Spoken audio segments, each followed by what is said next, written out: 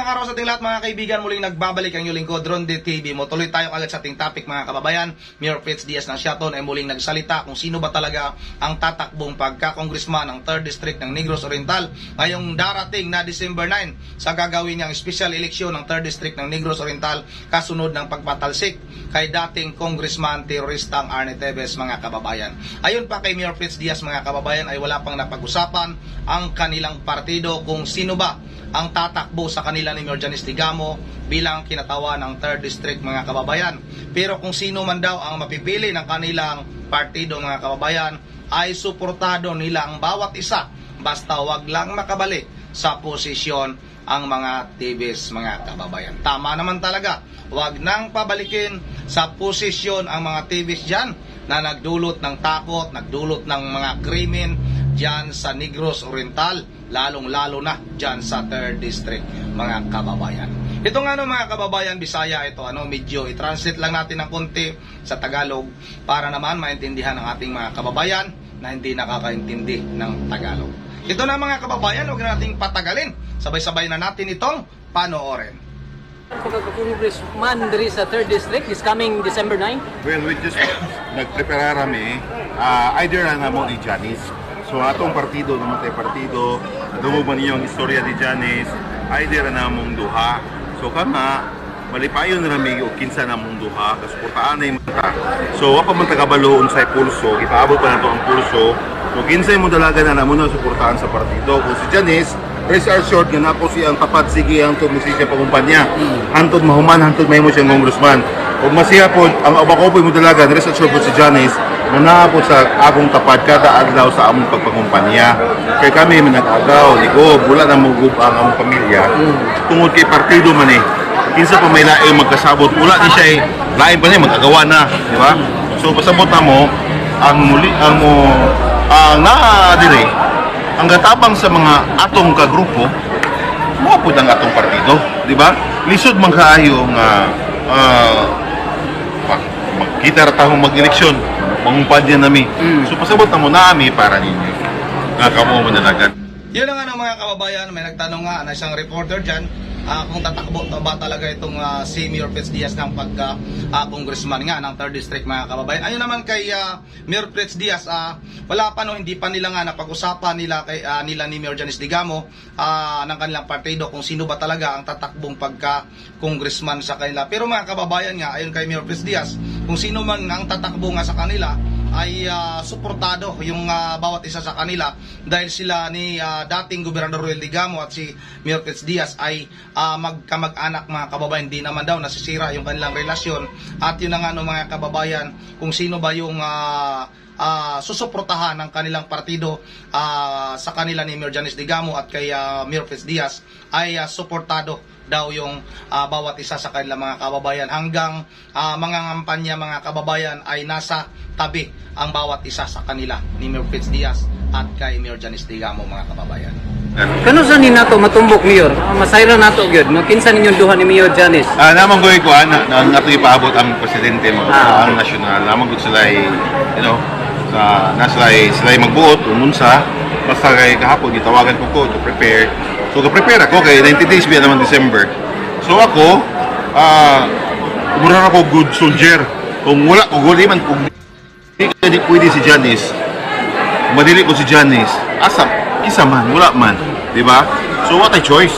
But to patindog ang pagkinahanglan sa partido. Kaya wa man tagahon-hon, di man ta selfish, wa man tagahon-hon sa itong kaugalingon. So naagadi ko diri ron for support, di ba? Kung sa sulti na ako face off ramin Janice, face again sa namo. Meaning to say nga na ang atong pati kayo ng mga ambisyon sa politika, nga politika dili para ato. Yun ang mga kababayan na tinanong nga kung sino ba talaga sa kanila ni Mayor Janice Digamo ang tatakbong pagka-congressman mga kababayan. Hinihintay pa daw ang nasyonal, siguro mga kababayan, baka si President Marcos o si Speaker Romualdez mga kababayan ang siya yung magtuturo o magtalaga mga kababayan kung sino ba ang tatakbo sa kanila ni Mayor Janice Digamo at itong si Mayor Fritz Diaz mga kababayan. Pero sabi nga ni Mayor Fritz Diaz, lagi naman daw siya nakahanda kung halimbawa nga itong si Mayor Janice Digamo ay hindi nga qualified na tumakbo ng pagka-congressman o congresswoman dyan sa 3rd District ng Negros Oriental. Nakahanda naman daw siya lagi, mga kababayan. What will happen to Shaton Mayor if ever ikaw dili kalyado ninyo? Well, that's very selfish po kung di ko, kay dili kuan. So, ang posisyon sa government is that's not yours. That's for the people to choose. Kasi makalingkod, gusto lang yung kanila. I'm serving also my term for almost 7 years now. So ako pong gihatag tanan-tanan. Okay? So, people there will understand. I'm sure they will understand because they are afraid. What if lain ang makalingkod? Ang kahadlok mabalik na po.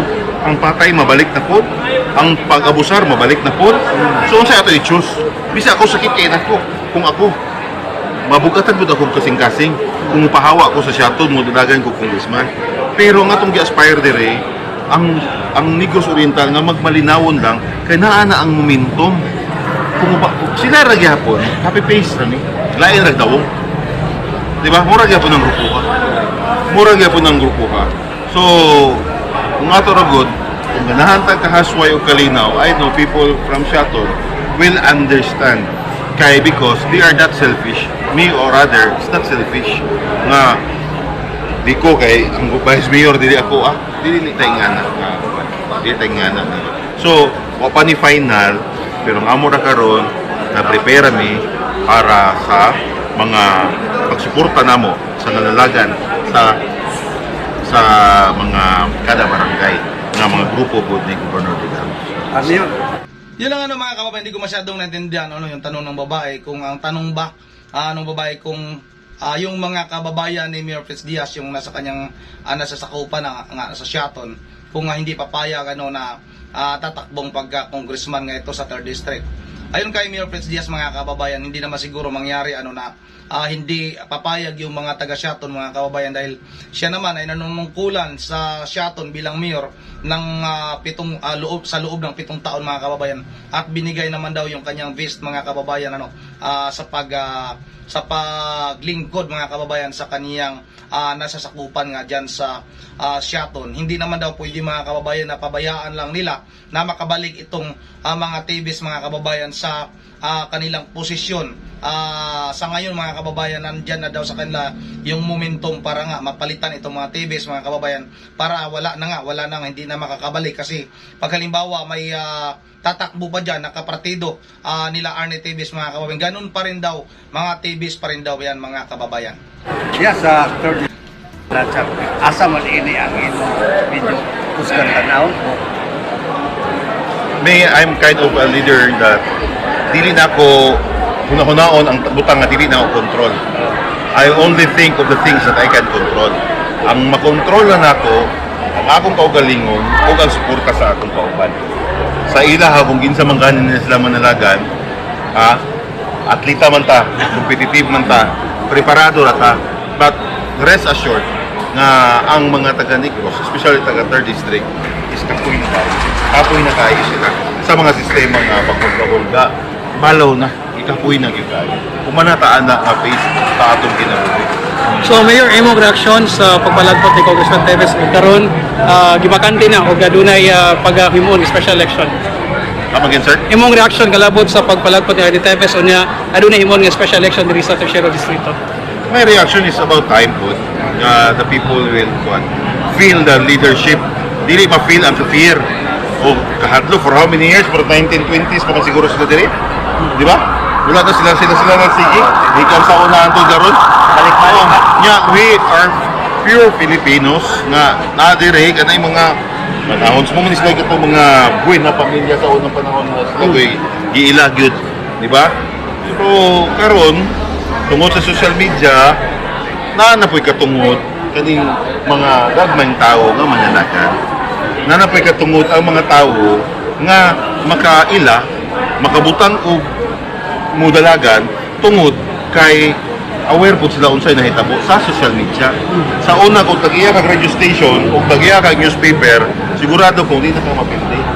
Karon because of social media, there is another platform na ang tao, ang yanong katawhan makakita sa lain pod nga liderato. Dili ila ramang dili ganang gapokus ra nila.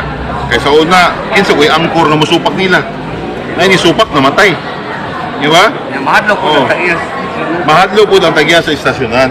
So this is about time. Yan na nga ng mga kababayan, ano daw ang reaksyon ni Mayor Fritz Diaz na pagpatalsik nga kay dating congressman terorista Arne Teves sa Kongreso, mga kababayan. Ayon kay Mayor Fritz Diaz,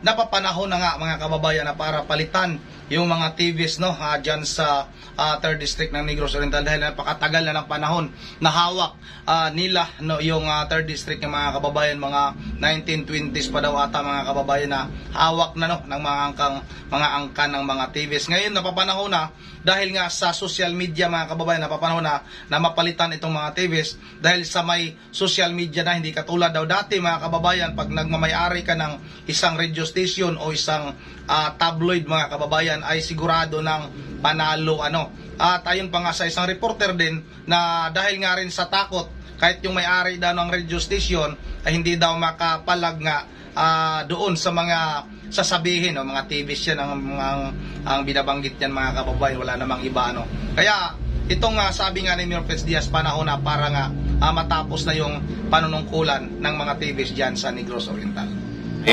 I believe also especially the religious leaders, I'm sure. The academy, I'm sure. They like peaceful Negros Oriental. The youth, I'm sure. Meaning to say, wala mausik. Ang kamatayon ni Gob, gahatag lagi kalinaw. This is their downfall. I'm 100%. Di naman itong balik. So pagbalik kaso, katubang sila ng kaso. Di ba? My relationship to the current administration, as long as wala po sila itumbang, dili sila magpat-tibis-tibis o batasan, ako suporta nila, kay kayuhan man niya itong itagad. Di ba? Bimbo is my friend, Bimbo Lagahit. Ako amigo na si Bimbo. Dugay na ako ng amigo. Si Arthur, dugay na ako ng amigo. Si Conrad, bagong ibutan niya ron, dugay na ako ng amigo. Dili pa may politika, wala pa may politika na amigo na ako na. Bago na ako ng amigo, si Chikiting. I did not, one pa ko naka-istorya ni Chaco pagkamatay ng Gobernador Bigo, Guido. Ang presidente na to, ganahan siya o malinawon. So dito may Manila, ganahan siya, ay patay diha. So muna mong gisabutan sa Manila. Muna nga si Chikiting, gi-invite sa Pamplona ni Janice, ipakita na mo sa mga tao ka, mahumanan ta sa face sa patay. So nakaibalo na ka, Mayor, kasi mapananglit at bang ninyo? Wala nyo, among ikumuto kong balikon, basta garidi na ta. Hindi na ito humuna-hunaon, ang bukutang na, dili na ito kontrol. Bahala mo diyan, dalagan mo. Come December 9, tanaw na ito kasi mo daw. So Mayor, asa imong Mayor, divide this yun. Kasi Wala ko kabasa sa kuan, pero proper campaign, more or less, it's around like that. So, sa imong reaction, Mayor, sa Diaz for Congressman movement nga gihimo karon sa mga tao? Well, I'm very flattered, di ba? Because nabuhi man atong politika, na tagapalikod ni ko. Sige ta na, kung may problema, usara ta mo tumaw. Wala problema, di mo ito magitaan. Kaya napot ay laing kung igambanan na natay negosyo tumay, napot ay shaton na mayor ta. Pero, na-flattered ko ta na, mo ba, nga na di ay, kay minubandaan palagi ko, mudalagan lagi. Atong panahon pagkamatay ni ko, hindi ko muyaw-yaw, kabalo, di ko na special election. Kabalo, di ta na special election. Kabalo, di ta matanggal si Arnie. Di ba? I-fight na to para madungog sa tibok Pilipinas.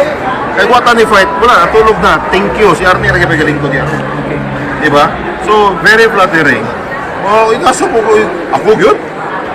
O mayon ang partido ako, ready po ko. O mayon ang partido si Janice, suporta ko kang Janice. bahala kasi kontra. What ka mahadlo ka na pupunta? Tao na pa na. Yun na nga ng mga kababayan, ayon kay Mayor Fritz Diaz sa bagong liderato dyan sa Negros Oriental. Ito na nga yung binabanggit nito sila Governor Chaco, mga kababayan, ay suportado naman daw niya yung liderato ni Governor Chaco, mga kababayan. Basta wag lang daw talagang maglabas ng ugali na kasing katulad kay Arne Teves, mga kababayan. At tinanong nga siya kung sino ba ang makakalaban niya sa darating na eleksyon. Pag halimbawa, wala pa daw siyang alam, mga kababayan. Basta kahit sino naman daw yung itatapat sa kanya, mga kababayan, ay handa naman daw ito itong si Mayor Fitz Diaz na lumaban mga kababayan niya bilang kinatawan ng 3rd District mga kababayan ano. At yun na nga no, mga kababayan ano, itong si Mayor Fitz Diaz ay wala naman daw, hindi naman daw takot na harapin kung sino man yung makakalaban makakalaban niya sa darating na eleksyon mga kababayan.